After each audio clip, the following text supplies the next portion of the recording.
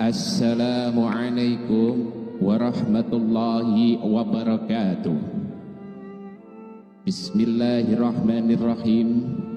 Alhamdulillahilladzi khalaqal insana min sulalatin min tin. Asyhadu an la ilaha illallah wa asyhadu anna Muhammadar Rasulullah. Dunia ini penuh dengan berbagai macam kesulitan. Sejak dari petani yang turun ke ladang, pedagang yang berangkat ke pasar, pelajar yang menuju sekolah, sampai kepada pegawai yang menuju ke kantor, seluruhnya tidak lain untuk mencari sesuatu yang bernama bahagia.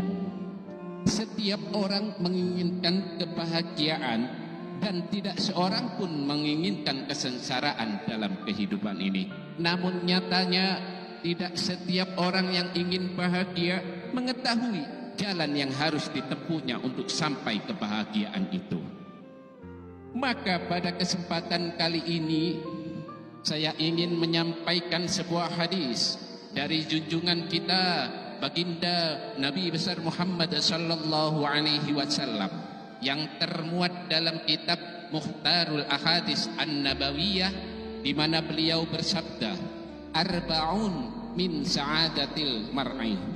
Ada 4 perkara yang merupakan tanda dari orang bahagia.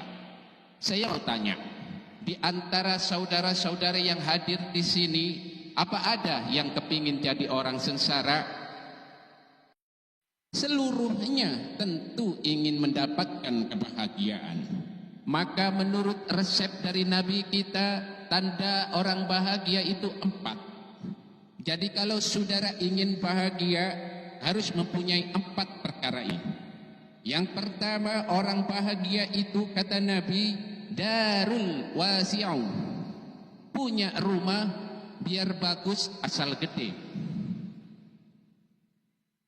enak aturnya, daripada sudah punya kecil, adanya di pinggir kali, gubuk kalau hujan bocor, miring lagi. Masya Allah. Loh, kalau gitu Islam materialis dong. Hadis ini boleh diartikan dengan makna hakiki, arti yang sebenarnya, boleh diartikan dengan makna majazi, arti kiasan. Kalau dia diartikan dengan arti kias, maka yang dimaksud darul wasi'u aikulmul wasi'u, rumah yang luas tidak lain daripada hati yang lapang. Karena di situ kunci kebahagiaan yang sebenarnya. Walaupun kita cuma di petak berukuran 2 kali 3 meter, kalau hati kita luas, luas rasanya rumah itu. Tapi biar rasanya halaman kita puluhan ribu hektar, ada kolam renangnya, kamar tidurnya mewah. Kalau hati yang menempati itu sempit, maka akan terasa sempit jugalah rumah itu. Tempat bergantungnya tidak lain adalah hati. Marilah kita mencoba melihat berbagai pandangan orang tentang bahagia ini. Ada orang menyangka bahwa bahagia itu kalau ia mendapat harta yang sebanyak-banyaknya. Siapa yang banyak harta, dialah raja. Betul? Apa yang dia mau, seluruhnya dia bisa beli. Keamanannya, dia bisa menyewa petugas.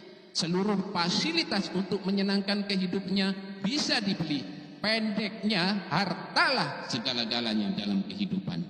Sampai ada pepatah mengatakan, nadzaradima fil amakini kulliha taksur rijala mahabatan wa jalala.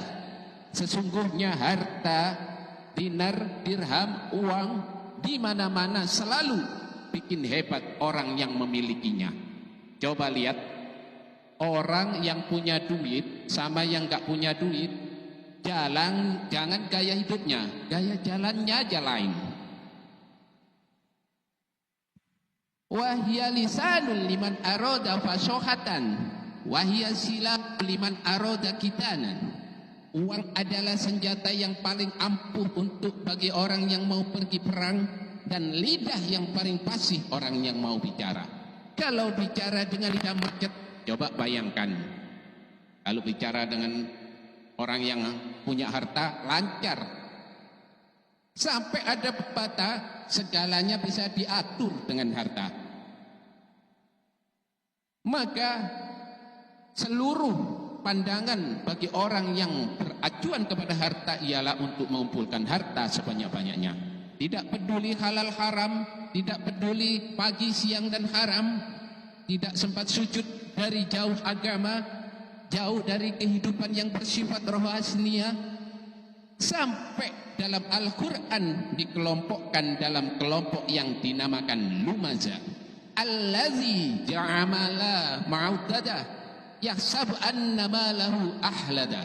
Mereka mengumpulkan harta sebanyak-banyaknya dan menyangka bahwa harta yang banyak itu dapat mengekalkan hidup mereka, mengekalkan kekayaannya, mengekalkan kebahagiaannya.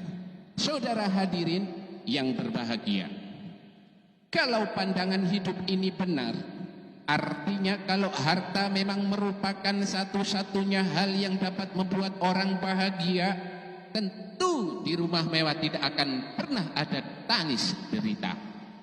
Tentu di satu tempat di mana fasilitas yang serba menunjang tidak ada yang namanya penderitaan.